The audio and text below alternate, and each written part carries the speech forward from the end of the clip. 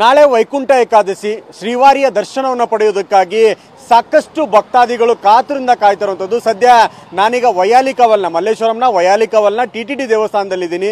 ಈ ದೇವಸ್ಥಾನದಲ್ಲಿ ಕೂಡ ಈಗಾಗಲೇ ಸಿದ್ಧತೆಗಳು ಕೂಡ ಆರಂಭವಾಗಿರುವಂಥದ್ದು. ಅದರಲ್ಲೂ ಪ್ರಮುಖವಾಗಿ ನಾಳೆ ವಿಶೇಷವಾದ ದಿನ ವೈಕುಂಠ ಏಕಾದಶಿ ದಿನ ದೇವರ ದರ್ಶನವನ್ನು ಮಾಡಿದರೆ ಒಂದು ತುಂಬ ವಿಶೇಷವಾಗಿರುವಂತಹದ್ದು. ಜೊತೆಗೆ ಸ್ವರ್ಗದ ಬಾಗಿಲು ಕೂಡ ಓಪನ್ ಆಗಿರುತ್ತೆ. ಹೀಗಾಗಿ ಶ್ರೀವಾರಿಯ ದರ್ಶನವನ್ನು ಪಡ್ಕೊಳ್ಳೋದಕ್ಕಾಗಿ ಸಾಕಷ್ಟು ಜನರು ಕೂಡ ಕಾತರದಿಂದ ಕಾಯ್ತಾ ಇರ್ತಾರೆ. ಅದರಲ್ಲೂ ಪ್ರಮುಖವಾಗಿ ಈ ದಿನ ಏನಿದೆ ವರ್ಷದಲ್ಲಿ ಬರುವಂತಹ ವೈಕುಂಠ ಏಕಾದಶಿಯ ದಿನ ಶ್ರೀವಾರಿಯ ಶ್ರೀ ವೆಂಕಟೇಶ್ವರನ ದರ್ಶನವನ್ನು ಮಾಡೋದಕ್ಕಾಗಿ ಭಕ್ತಾದಿಗಳು ಕೂಡ ಸಾಕಷ್ಟು ದಿವಸದಿಂದ ಕಾಯ್ತಾ ಇರ್ತಾರೆ. ಹೀಗಾಗಿ ಸದ್ಯ ಮಲ್ಲೇಶ್ವರಂನಲ್ಲಿರುವಂತಹ ವೈಯಾಲಿಕವಲ್ನ TTD ದೇವಸ್ಥಾನದಲ್ಲಿ ಈಗಾಗಲೇ ಸಿದ್ಧತೆಗಳು ಕೂಡ ಮಾಡಿಕೊಳ್ಳಲಾಗ್ತಾ ಇದೆ.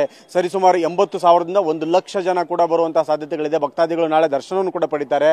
ಸದ್ಯ ಇವತ್ತು ಅಂದ್ರೆ ಶುಕ್ರವಾರ 12 ಗಂಟೆಯ ನಂತರದಿಂದ ಶ್ರೀವಾರಿಗೆ ವಿಶೇಷವಾದಂತಹ ಪೂಜೆಗಳು, ಅಲಂಕಾರ ಮತ್ತು ಅಭಿಷೇಕ ಕಾರ್ಯಕ್ರಮಗಳು ಕೂಡ ಮಾಡಲಾಗ್ತಾ ಇದೆ. ಇನ್ನು ತಿರುಪತಿ ದೇವಸ್ಥಾನದಲ್ಲಿ ನಿನ್ನೆ ಆಗಿರುವಂತಹ ಅವಘಡ ಹಿನ್ನೆಲೆಯಲ್ಲಿ ಆ ರೀತಿಯ ಅತಾಚುರ್ಯ ಆಗದೇ ಇರಲಿ, ಸಮಸ್ಯೆಗಳಾಗದೇ ಇರಲಿ, ಅವಘಡಗಳಾಗದೇ ಇರಲಿ, ಕಾಲ್ ತುಳಿತ ಆಗದೇ ಇರಲಿ ಅನ್ನುವಂಥ ದೃಷ್ಟಿಕೋನದಲ್ಲಿ ವೈಯಾಲಿಕವಲ್ನಲ್ಲಿರುವಂತಹ TTD ದೇವಸ್ಥಾನದಲ್ಲಿ ಸಾಕಷ್ಟು ಬ್ಯಾರಿಕೇಡ್ಗಳನ್ನು ಹಾಕಿ ಕ್ಯೂ ಸಿಸ್ಟಮ್ಗಳನ್ನ ಮಾಡ್ಕೊಂಡಿರುವಂಥದ್ದು. ಜೊತೆಗೆ ವ್ಯವಸ್ಥಿತವಾಗಿ ಭಕ್ತಾದಿಗಳು ಬರಲಿ, ದರ್ಶನವನ್ನು ಪಡೆದುಕೊಳ್ಳಿ ಅನ್ನೋದಕ್ಕಾಗಿ ಕಂಪ್ಲೀಟ್ ಆಗಿ ಒಂದು ಸಿದ್ಧತೆಯನ್ನು ಮಾಡ್ಕೊಳ್ತಾ ಇದ್ದಾರೆ. ಇವತ್ತು ಮಧ್ಯಾಹ್ನ ದಿನದಲ್ಲೇ ಎಲ್ಲ ರೀತಿಯಂತಹ ಸಿದ್ಧತೆಗಳು, ಜೊತೆಗೆ ಕಂಪ್ಲೀಟ್ ಆಗಿ ಈ ರೋಡನ್ನು ಬ್ಲಾಕ್ ಮಾಡಲಾಗುತ್ತೆ. ಈಗಾಗಲೇ ಬೇಕಾಗಿರುವಂತಹ ಮಲ್ಲೇಶ್ವರಂ ಪೊಲೀಸರು ಕೂಡ ಒಂದು ರೀತಿಯಂತಹ ಸಿದ್ಧತೆಗಳು ಮಾಡ್ಕೊಳ್ತಾ ಇದ್ದಾರೆ. ವೈಯಾಲಿಕವಲ್ ಪೊಲೀಸ್ ಠಾಣೆ ಆಗಿರ್ಬೋದು, ಎಲ್ಲರೂ ಕೂಡ ಒಂದು ಅಚ್ಚುಕಟ್ಟಾಗಿ ವ್ಯವಸ್ಥೆಯನ್ನು ಮಾಡ್ಕೊಳ್ಳಲಾಗ್ತಾ ಇದೆ. ಇನ್ನು ನಾಳೆ ಏನು ದರ್ಶನಕ್ಕೆ ಹೆಚ್ಚಿನ ಸಂಖ್ಯೆಯಲ್ಲಿ ಭಕ್ತಾದಿಗಳು ಬರುವಂತಹ ಸಾಧ್ಯತೆಗಳಿದೆ. ಈಗಾಗಲೇ ಒಂದು ಮಾಹಿತಿ ಪ್ರಕಾರ 80,000ಕ್ಕೂ ಹೆಚ್ಚು ಜನ ಭಕ್ತಾದಿಗಳು ವೈಯಾಲಿಕವಲ್ನಲ್ಲಿರುವಂತಹ TTD ದೇವಸ್ಥಾನಕ್ಕೆ ಬರುವಂತಹ ಸಾಧ್ಯತೆಗಳ ಹಿನ್ನೆಲೆಯಲ್ಲಿ ಎಲ್ಲಾ ರೀತಿಯಂತಹ ಸಿದ್ಧತೆಗಳನ್ನು ಕೂಡ TTD ಆಡಳಿತ ಮಂಡಳಿ ಮಾಡ್ಕೊಳ್ತಾ ಇದೆ. ಜೊತೆಗೆ 3:30 ಅಂದ್ರೆ ಮಧ್ಯರಾತ್ರಿ 3:30 ನಂತರ ಭಕ್ತಾದಿಗಳ ದರ್ಶನಕ್ಕೂ ಕೂಡ ಅವಕಾಶವನ್ನ ನೀಡಲಾಗ್ತಾ ಇದೆ.